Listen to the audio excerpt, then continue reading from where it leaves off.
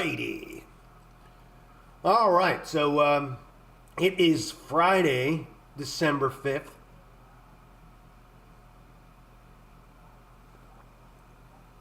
And just think of what it's like to wake up to this in the morning. So I wake up and I log into my account and I'm like, what the frig? What the hell is going on, right? How am I actually down $36,000 today in one day and up 52 grand on the year? I'm like, math ain't mathing, right? That would be worse. So I went and looked, and I don't know if anybody else using Tasty Trade, but it looks like there is two bad quotes or a number of bad quotes, and it looks like it's on all the ETFs. So it's the XLE, which I have a bunch of, and I guess I don't know, is it splitting, or I have no idea what's going on with it. I didn't hear anything about it splitting or whatever. I don't know. I don't know what's going on, but that might be the case. And everything in here is just an absolute mess. And so I guess maybe they're splitting. I didn't hear anything about it, but that's what it looks like. That a bunch of them are splitting. I don't know. I didn't hear. I don't really care. Honestly, I don't really care. I mean, if that's what's going on. But anyway, that was kind of a heart-wrenching thing to wake up to, that your account's down 36 grand. And I don't really follow. The thing is, I don't really watch those. So, and I don't really watch the news on those things. So I guess maybe they are splitting. I don't know. I have no idea. It looks like maybe something's just going on with them. I would have thought that I would have heard something. But maybe I'm just so focused in on what I'm doing that I didn't even, care to look. But, that's what it looks like going on. These are splitting, 2 for 1. So the XLB it looks like it's splitting because now it's at $44. And look at it was the XLU. The XLU split as well. And I didn't hear anything. I didn't even and here it is right here. And what's crazy is I just didn't even know anything was going on with these. I didn't know they were splitting these. I think it's good. I always think it's good when they split stuff, 2 for 1. It's always good when they actually split it. It's never good when it reverse splits. But I like that idea of splitting these. I mean, because it makes them a little better for the smaller investors to trade them. I don't know if because they weren't outrageously priced. I mean, but needless to say, that's what's going on with these, and that explains it. So, don't worry about it. It's like in this one also, the XLU is a 2 for 1. And the XLE. Yeah, and that one really just hasn't even taken a foothold yet, because that's just a mess. But needless to say, that's what's going on there. So anyone having that same issue as me, don't worry about it. After today, that'll all clean itself up. But I had small heart attack. I was like, what the? First thing I thought was I got exercised in something, right? Because that's always kind of what blows everything out of whack, is when you get exercised. You get exercised, demons. You get exercised, and the one that I'm actually happy about splitting is XLK, because that one's been kind of that one kind of got away from everything, and the XLY as well. That also got away from everybody. Those were kind of up in the stratosphere for an ETF to be $200 and something. Right, the XLY is now going to be around $100. It was like 150 or 250, 260, and then the XL K That was also, way up in the stratosphere as well. The other one that I wish would split, but maybe, I don't know, maybe in time it will,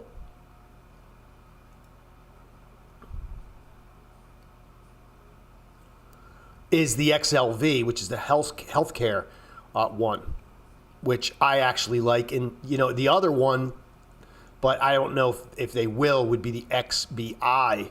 But, a lot of these have gotten, really, really out there.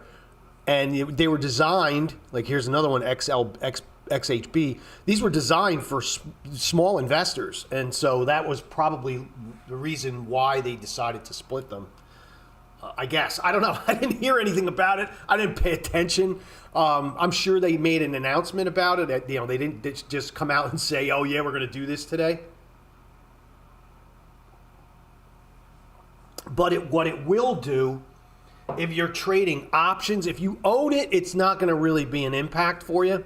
If you have options in them, which I don't think many people do, most of the time, they're not very tradable from that point. But if you have options in them, it is going to kind of screw you up on your strikes, because all the strikes in here now are going to be, they're all going to be out of whack. Right? Yeah, they're all going to be kind of weird.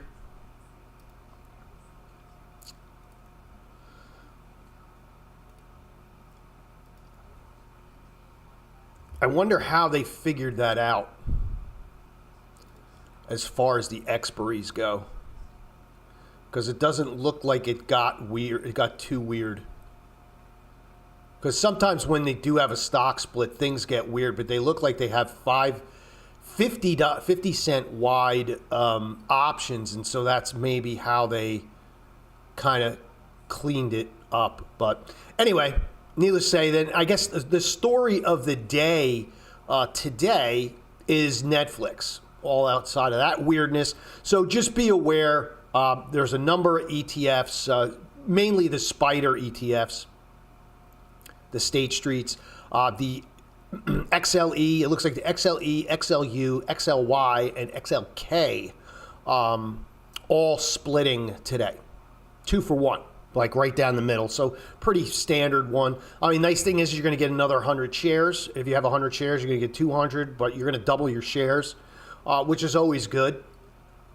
And, quite candidly, it really puts the likes of like an XLU for those folks who are kind of new to investing and whatnot. It kind of puts all of these back in, I think, in the wheelhouse for a lot of folks to start putting money in these on a regular basis, because I do, and I've been doing it for years. It's well over, I want to say, because I haven't been doing it for, my entire trading career, but I've been doing it, I know, for at least the last 10 to 12 years. I've been consistently putting money in these ETFs across the board, whether it's the XLF, and my goal was always to get, I got to 100 shares and then I just moved on to another one. And the goal was to actually have, a good number of them and have 100 shares, and pretty much, and my reasoning was is that this would give me like a really diverse portfolio across all the different sectors. And most recently, the way I actually approach it is I have always kind of take in January of every year, so it's going to be coming, I will look at all these ETFs, and it's mainly just the ones I have in here. Outside of the ones that are specific, like commodity type stuff, like the USO. USO is just oil, so, I'm not going to really buy that ETF. I'll trade it, but I won't buy it to own it, because it's really only kind of a proxy for oil. The UNG as well, because it's a proxy for natural gas. It really doesn't pay if you kind of hold on to those two for the long term. You can kind of see that it doesn't really pay off, because they're more trading vehicles than they are anything else. But as far as most of the others, my goal was always to take January, whichever ones, and I usually did 2 or 3. So the 2 or 3 worst performing for the year were the 2 that I was going to concentrate on that year, putting money in. But I've only put money in on a down day. And I would pick up random days. It wouldn't be every day, and it wouldn't be every day of the month. But once every month, I would make sure that I put money in one of those 3, and it would always be on a down day, and usually not just a down day, but maybe a fairly decent down day, where whatever reason, technology or industrials get hit that day. All right. I'll dump some money in there. I'll go buy 10 shares. I'll buy 20 shares, whatever cash I have, and maybe buy all 3. But anyway, it's always on a down day, and that's worked great because as I said, I've been able to accumulate 100 shares in well over 7 or 8 of these in a number of accounts, not just one account.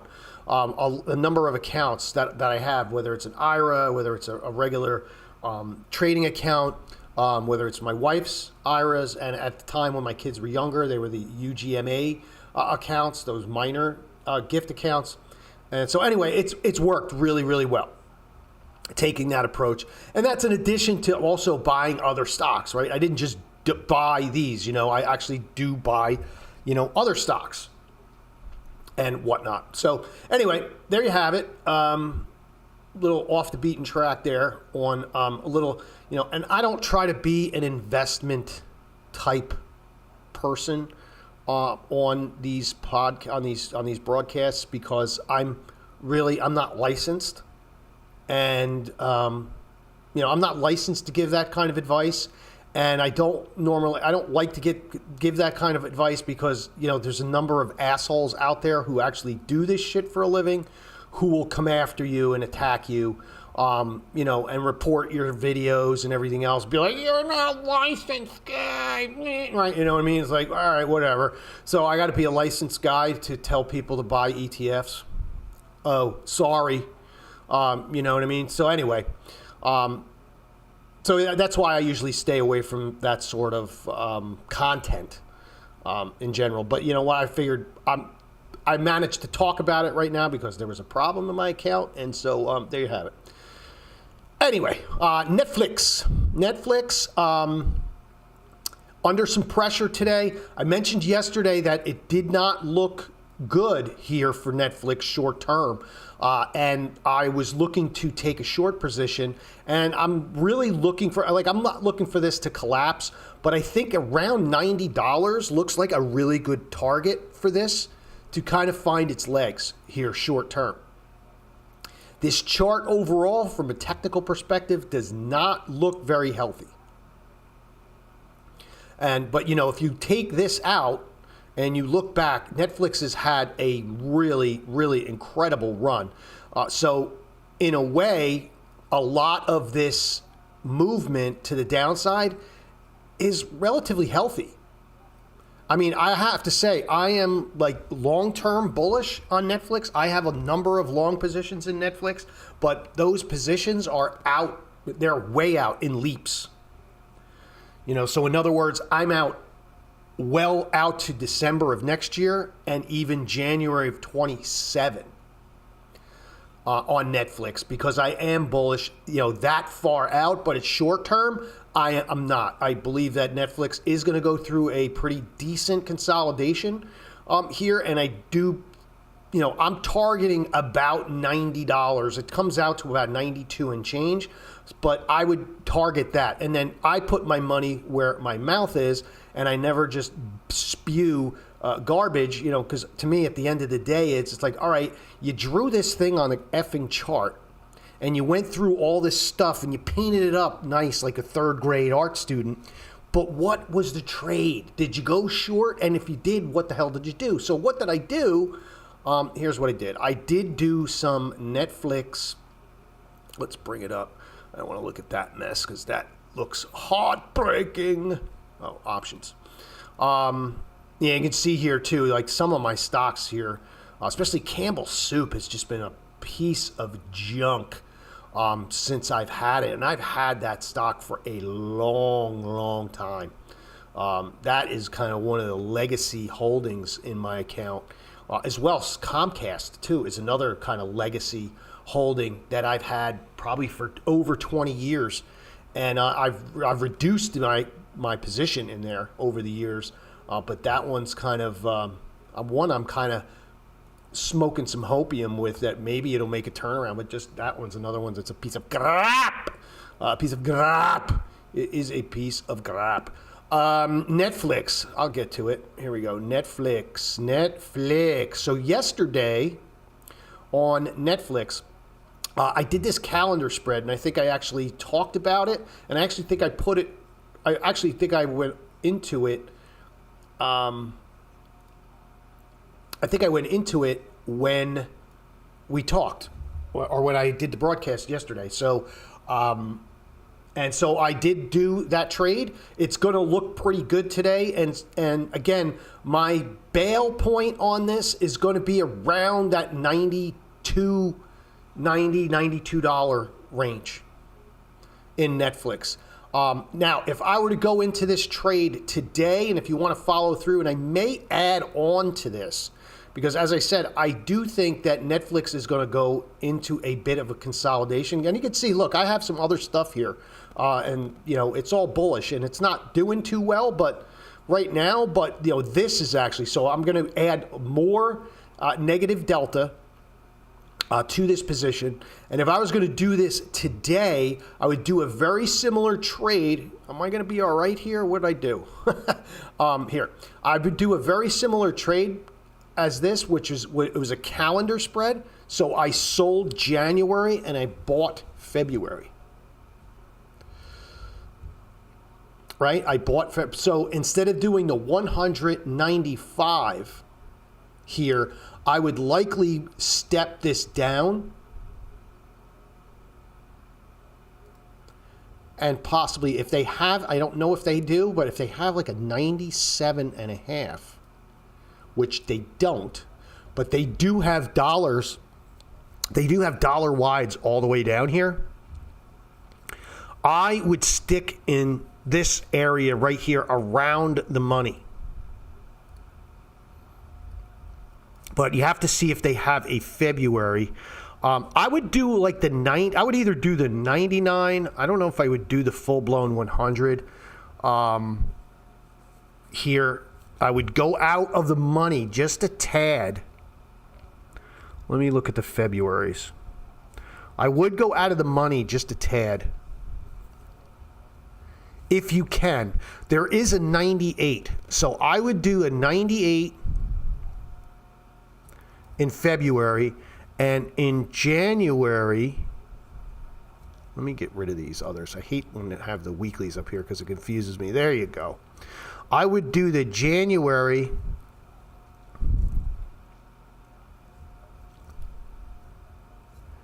And they do have dollar wides, which is awesome. I would do the 93. That is a $5 wide calendar spread, right? Buy the February, sell right here. Buy the February, sell the January. And this is what it looks like. Right? The 98, 93. Looks like you're going to be able to do that probably a little cheaper today because these puts will actually, I think it'll be a little cheaper because I think volatility may have, let me see, I might be wrong. Let me just look at this real quick. Yeah, volatility really hasn't moved in here, so they should be about the same price. So you can probably do this one for about $3 and change. $3.36, and as you can see here, you do have a pretty nice runway down to $90 on this one. Okay, And so that's where I would sit with Netflix here if you're going to do something today. Because I think this acquisition of Warner Brothers, or whatever it is, is it Warner Brothers? No, it's not Warner Brothers. What is that? Who is that? I don't even know. It is Warner Brothers, Discovery. With this buyout on Warner Brothers, I don't think it's going to, I think it's going to take a little, a month or two to kind of digest that. So there you have it on Netflix. I would stay away from selling calls in here on Netflix, but only because I just don't think you're getting paid enough. With an IV rank of 27, there's just not enough juice. And so you're pretty much stuck in doing buying options here. All right, so there's Netflix. And we started with that one right out of the gate because that was newsworthy, right? They did hit the tape. And again, we're looking at like around $90. So another $10 down, and we should be. And the other thing I want to mention too is I don't think it's going to happen quick. I think it's going to be a little more of a methodical kind of grind. And the reason the reason I think it's going to be a little methodical grind is there's a lot of institutions that own Netflix, and they're in very big positions, and it's very hard to maneuver those positions when you're that big. When things are really big, it's really hard to maneuver because you can't just go and throw 100,000 shares out in the market and expect there to be a bid there. Because if you do, you're going to crash the market. You're going to crash the very market that you're actually looking to get out of. So what they have to do is they have to be strategic about it. They need to piece it out and put it out there here and there so that nobody kind of catches on and it doesn't kill the market. So anyway, there you have it with Netflix. Let's move on over to moving on up. And let's look at the ES. Plenty of trading opportunity yesterday. If you had the patience, I will say, a lot of these setups did kind of work out. I'm guilty. I only took one. So I only took one. I made a quick buck and I kind of moved on. But all the pivots worked out as far as the trades. We hit the pivots. They backed off decent amount that you could have made a quick hit and moved on. Now I put this up here like I expected us to kind of, as I mentioned yesterday, with this area here, it was really important that we broke that. And I'm leaving this here, and I'm actually going to move this up now. And I think this area, this 68.64, is a very, very good area to mark as a support area. And I'm also going to stick an alert in here as well. Because now that we broke it yesterday, it now becomes critical support. And I'm not meaning that it's critical, like, if it breaks, the whole market goes under in the turlet. No, I mean, it's good. It's a good spot here for a trade because you have the pivot here, which is 68.61. You have this support this actually resistance that we finally broke through with some authority, as you can see here, right? I mean, it really, really tried. And it did. So now this becomes, and you might say, well, why wouldn't you mark it up here? You have all these wicks up here where it couldn't get through. Well, the reason I'm marking it here is because this is where all the volume was. If you notice, this is where the biggest piece. And if I were to do this, and I didn't do it yet, but I will guarantee that there is a high point of control there. Yeah, there's one here and here. These yellow lines here, these orange lines underneath here, these are daily points of control. And you can see there's two of them there, right? And there's almost one right at that line that I drew. So how did I know that? It's just because I've been trading and I can kind of see these things before they happen. Oh yeah. Too bad I can't do it so good that I can be on a beach in Fiji. But anyway, needless to say, I'm not a prediction person. But anyway, there you go. That's kind of what I'm doing here. And then as far as some levels today, R2 looks good, 6888.75.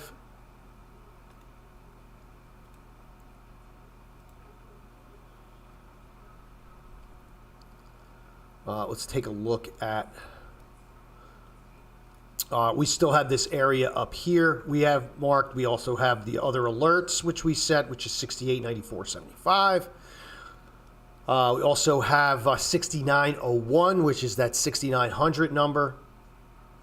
And then 6905 is still marked. And these really haven't, that level hasn't really moved from yesterday. And it's because we really didn't have a big trading range yesterday. It was pretty tight.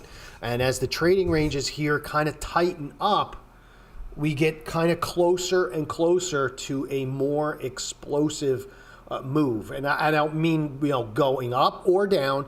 It's an explosive move in one direction or the other. And I really have no idea. It really depends on what's going on at the time. But anyway, there you have it to the upside. And to the downside, S1 is very, very interesting. I mean, to me, that would be the trade of the day if we can kind of gap down here to 68.44. That would be the trade of the day, to grind down there and then bounce. But, again, I don't know if I'm not really confident it's likely. I think we're in for a very range-bound day. And I'm expecting us to stay, and I'm going to put a box in here just because it's fun. And I have no idea, but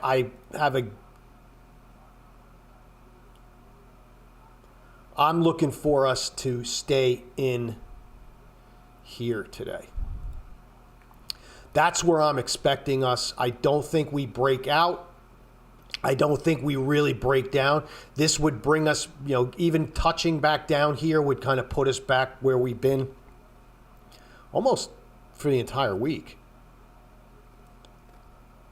Right? I mean, for the most part. So anyway, that's kind of what I'm expecting today. Now that I even think about it, I don't even know, but I'm just throwing that out there.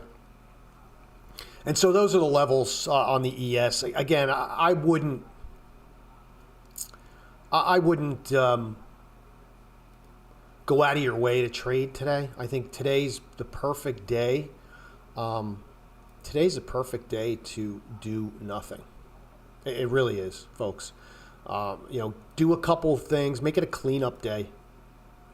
That's what I always say. I think those are the best days to have on a Friday. I'm looking at it. I had a pretty good week this week trading.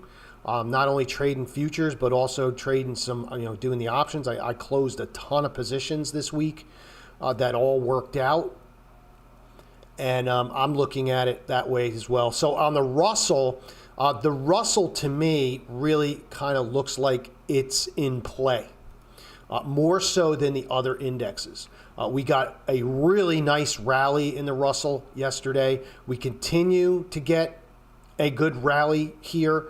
I think after this week, if I'm not mistaken too, and I should have mentioned this earlier, is you're going to start to see the contracts, and you may have even seen them roll already. Let me look.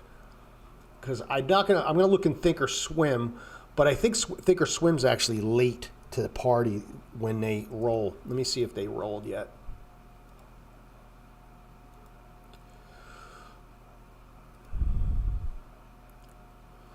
No, they didn't roll yet, but likely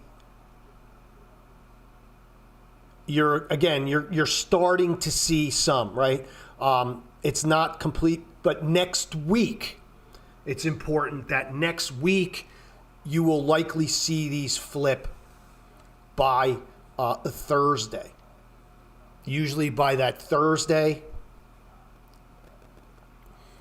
next week, you will start seeing most of the volume go out into March, if not already. I mean, some platforms may have rolled already. It's kind of a weird thing. It's like there's no there's no like set date when. I mean, there's a set date of when it actually rolls, like physically. But as far as like when the brokerage firms roll, it's all different. You know, I've actually been on Amped futures and they've rolled them, you know, 3 or 4 days before they did on Thinkorswim, and then Tasty Trade, you know, rolls it at a different date. And so they're all a little bit different. It's usually not like a week's difference, but it's usually a couple days. Like some will try, and I don't know if they do it to try and like get ahead of everybody else or not. I really don't know. But anyway, my experience has been is that it is kind of a mixed bag of when the actual contract rolls on your platform. So, but I do know by next week, you're going to see a lot more volume move out to the March contract. Now, the one that I quote here on this platform on TradingView is the continuous, right? That's why it just says RTY. This is the continuous contract, which means this is the one that you use for charting and all that other stuff, because this has historical values, and the one you use for trading is the actual month. So I don't know if anybody knew that, but that's why it has the little exclamation point at the end as well, because these are all continuous contracts. These are not the monthly, quarterly contracts that roll. Anyway, with that being said, the Russell does seem like this index is in play. And, you know, the reasoning is what I believe. It may not necessarily be true, but my belief is the reason this is getting so much attention is that with rate cuts coming up and there being a ton of financials, there's a ton of small, mid-size, and mid-size banks and financial institutions that trade in the Russell. It is it's very financial heavy.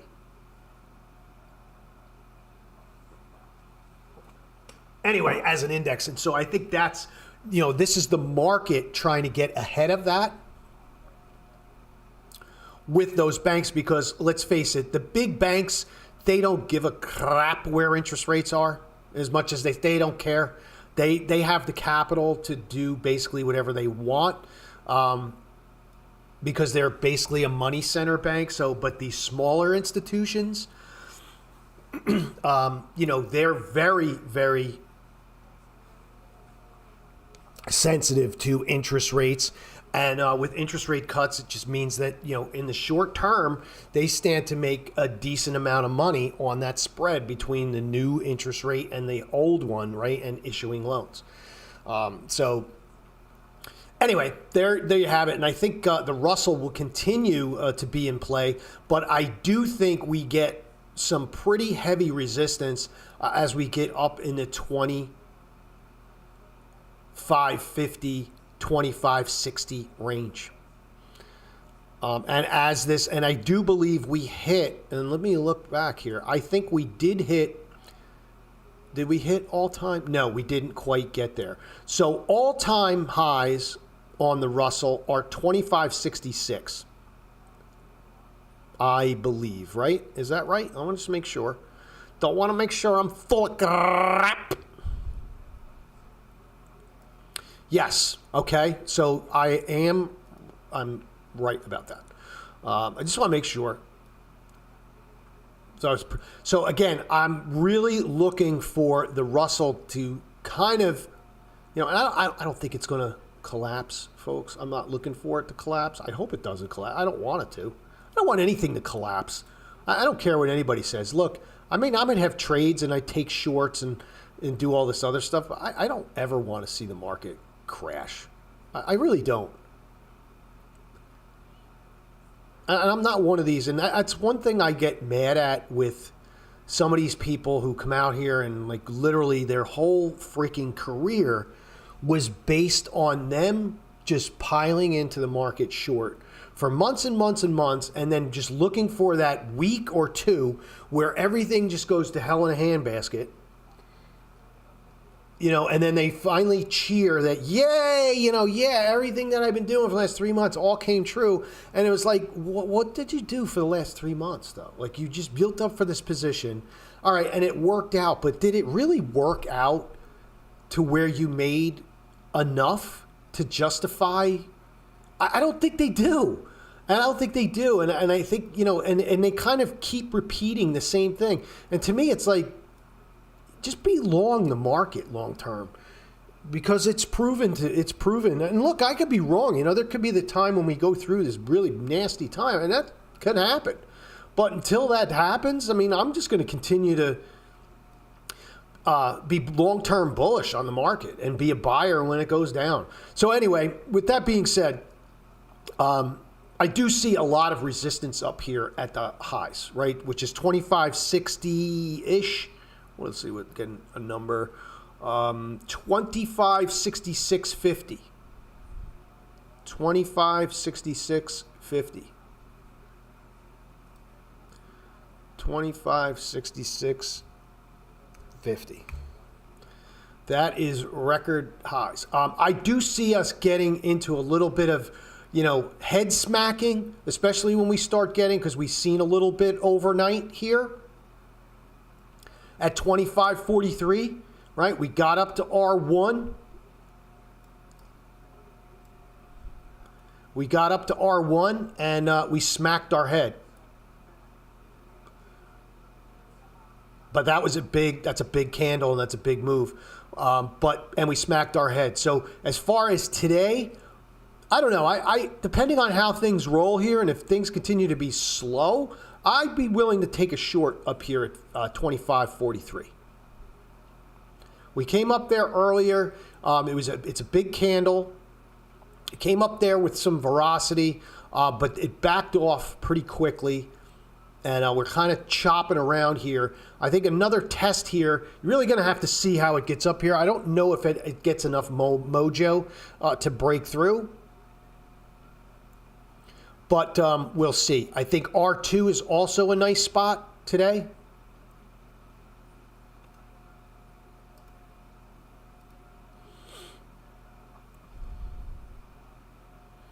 And then, as I said, as we get upwards near that 250, you're going to start to see a little more, I think, a little more rougher trade on this because I think it's going to be due for I think it needs to pull back at that point before it actually gets momentum to kind of break through the new highs. So anyway, that's kind of my approach here on the Russell.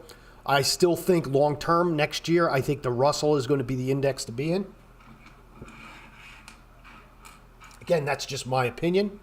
I think smaller stocks are actually going to rule a little bit.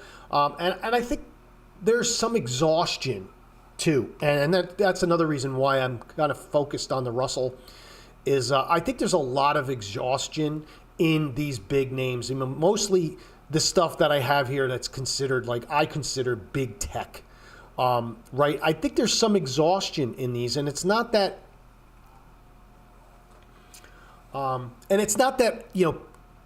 those positions are being liquidated.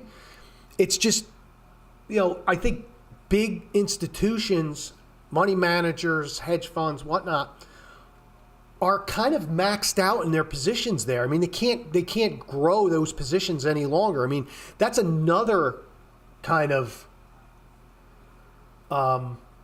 drawback to being big when people are, when they're trading big, is that it's very hard to accumulate or grow a position past a certain point, because then you get into the whole, are you becoming a controlling interest? Is your interest more than 5%, 10%?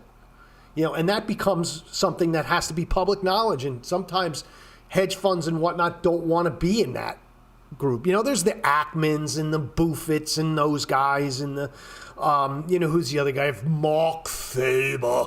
But, it's all those guys, and BlackRock and Vanguard. But, not everybody wants to be in that group. And so that's where I think the exhaustion is here, is that, and then a lot of these smaller stocks that haven't participated in this move, which many of them are in this group that I'm creating here, which is I'm calling it AI, and I'm just calling it that out of laziness, because it's just easier to me to label them all AI, even though many of them really aren't so much AI plays as AI derivatives. And what I mean by AI derivatives, they're like power suppliers, technology suppliers. I mean, even though they don't have or supplying the AI as like a software or service, they're involved with it some way. It's kind of what, and I'm building this list slowly, and I'm not just adding anything to it and grouping, and I'm not grouping the bigger stuff in there who are AI players, because the big stuff and all these big companies, right, they already have exposure there. And it's only part of what they do. It's not everything they do.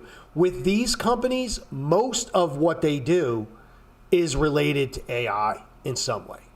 Like a good percentage, I would say more than 40% of their business is related to it, 40 to 50%. So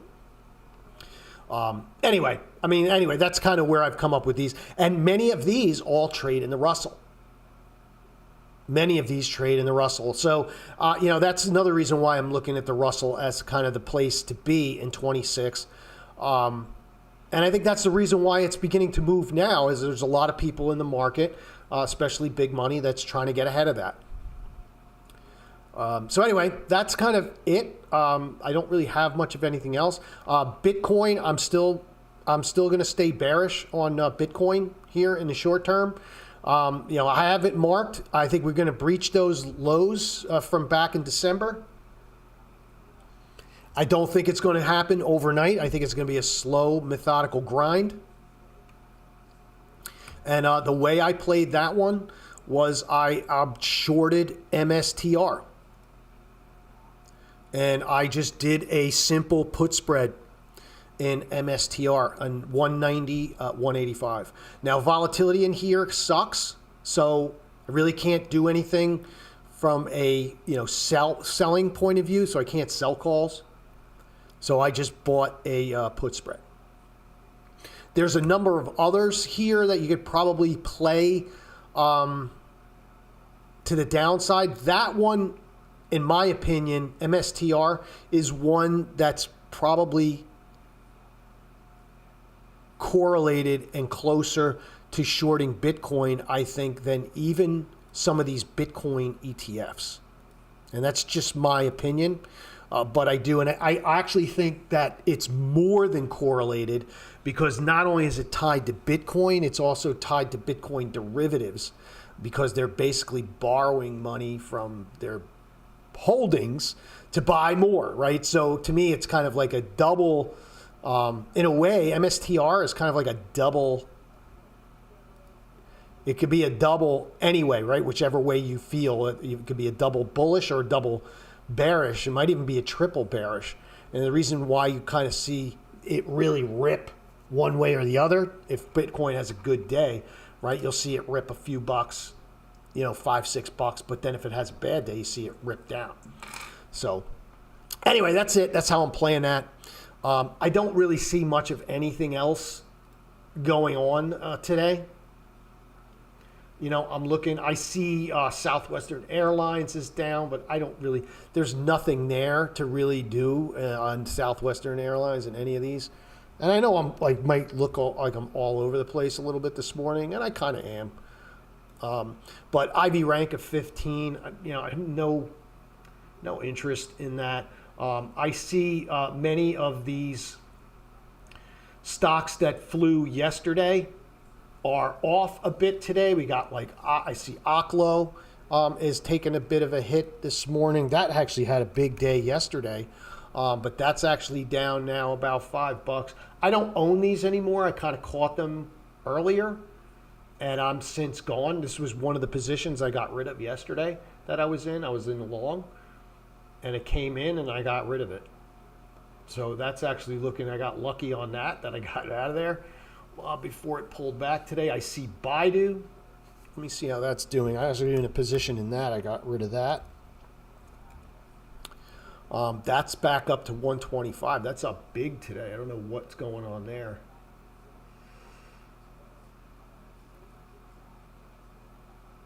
But there's really nothing to do in there at a volatility rank.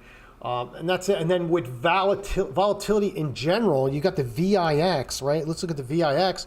You got the VIX at 15. 15. I mean, we're back at levels that, you know, it kind of takes the air out of the market and not giving you much to do. There is a number of earnings coming up next week that I will put up. We have AutoZone next week. We've got Campbell Soup, garbage, Campbell Soup. They got fake meat. You know what? I just gotta laugh. Like, you know, if you've been reading anybody who's been reading the labels on food for the last, I don't even know, 10, 15 years, they've all been having this bioengineered this, and it's been on there forever.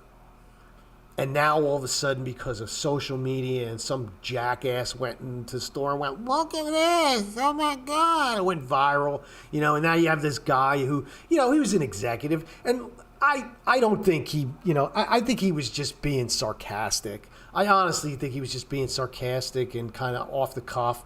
And he was in a board meeting. I think we've all been in that guy's shoes when we're talking about things that our company does, not knowing anybody's friggin' recording you, which you got to worry about now. But I don't think he was being serious, and like the way people are taking, like, oh my God, they Campbell Soup, right? And then you go and look at all the other brands, you know, Progresso and, you know, Dinty Moore, and they all say the same fucking thing. And it's like, where have you been, man? Shut up, you know, shut up. I don't know. It's just a joke anymore. I mean, everything is a joke. You know, people, and then, you know, it's like that organized outrage that I just get. I just don't get it. Look, I don't care what side of the aisle I'm not canceling anything because of anything some company does. If I like their product, I'm going to go and get it. I don't care. You know what I mean? I don't care. I'm not going to be like, I'm not going there anymore. Because you know what? You're going to not go there anymore. And if you like their product, and then after a few months, you're going to be like, you know what? I really like that stuff. I'm going back there. And then you're not going to tell anybody because everybody, but you're still going to go. And it's like, you know, and it's cancel stuff. It's just stop. Stop. Who cares? Companies do messed up shit all over the place, whether it's, you know, for a Democrat, for a Republican. They're all hypocrites. They don't give a shit about any of that stuff. They're all out to make money. So anyway, there's Adobe next week, which Adobe probably is one that I will likely do. I'm probably not going to do. I'm not going to touch AutoZone or Campbell's. But I think the players for next week are going to be Adobe, is going to be Oracle, Costco, and Lululemon. And I think out of all those, I think those are all good plays. I would bring Broadcom into the mix, but Broadcom has not been, you know, I might do something in Broadcom. But all of these are going to be good ones, I think, just in general, that most of them have pretty good IV ranks, like Lulu 75. The IV rank in Broadcom is iffy. But Lulu is in the 70s. Oracle's kind of off the charts still, almost 80 here. Adobe, good IV rank at 65. Okay, Costco, I don't even know where they're at. Costco at 32 doesn't interest me. But, you know, it might be worth a play just because it's Costco. So anyway, there's quite a decent number of them for next week. And they're all around the same days. It's the 10th and the 11th, so which is cool. So definitely going to have some earnings plays next week here. All right, and so that is that. And I think the market is still just a chopping and a slopping. Yep, it sure is. It's just a chopping and a slopping. And I don't think it's going to be very good day overall for trading. I think it's going to be a pretty much sit on your hands. Anyway, so have a good one and have a good weekend. And I will be back on Monday.